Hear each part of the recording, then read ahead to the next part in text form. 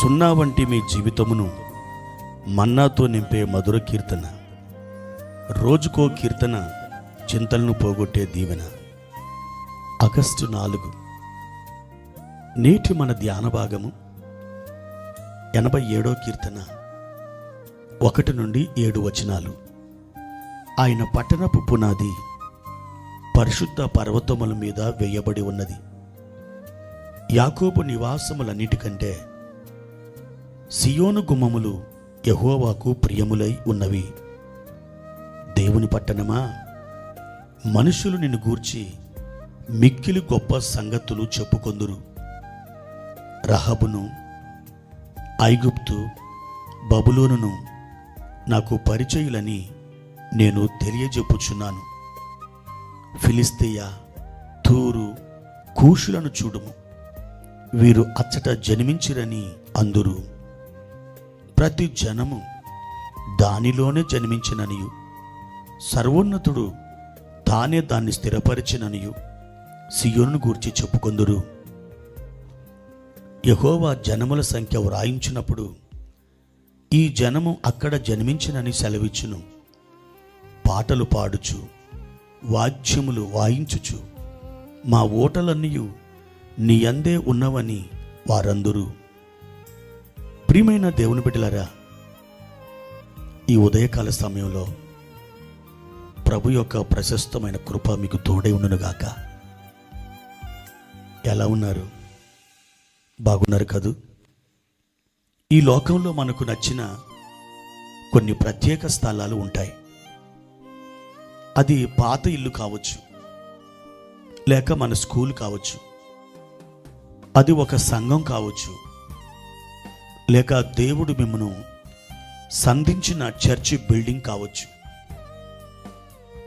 దేవునికి కూడా తాను ఇష్టపడే ఒక ప్రత్యేకమైన స్థలం ఉంది.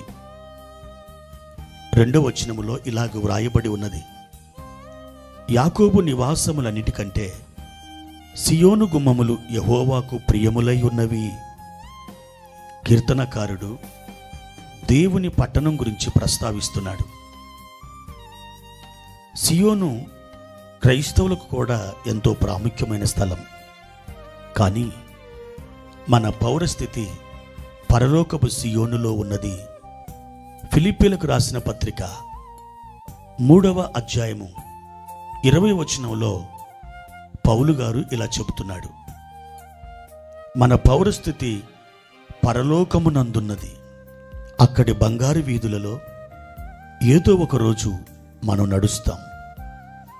అయితే భూమి మీద దేవుని పట్టణమైన యెరూషలేమును గూర్చి దేవునికి కృతజ్ఞతలు చెల్లించగలం. మొదటిది, మన పునాదులు సియోనులో ఉన్నాయి. అవి మన ఆత్మీయ జీవిత పునాదులు. దేవుని వాక్యమైన బైబిల్ యూదా దేశంలో అంకురించింది. సత్యదేవుని గూర్చిన జ్ఞానం యెరూషలేము నుండి వచ్చింది.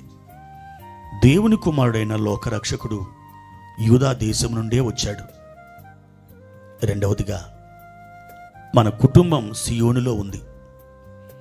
ఇక్కడ కీర్తనకారుడు అక్కడ జన్మించిన వ్యక్తి గురించి చెబుతున్నాడు. మన జన్మస్థలం గురించి మనం గర్వించినట్లుగానే యెరూషలేములో జన్మించిన ప్రజలు తమ జన్మస్థలం గురించి ఎంతో గర్విస్తారు. అయితే క్రైస్తవులు పైనుండి జన్మించారు. క్రీస్తును మన రక్షకునిగా మనం విశ్వసించాము గనక మనం ఆత్మీయంగా మరలా జన్మించిన వారమే.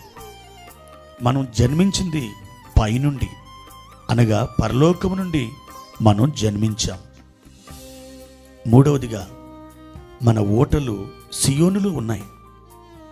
మా ఓటలన్నీ నీ అందే ఉన్నవి అని 7వ వచనములో కీర్తనకారుడు చెబుతున్నాడు.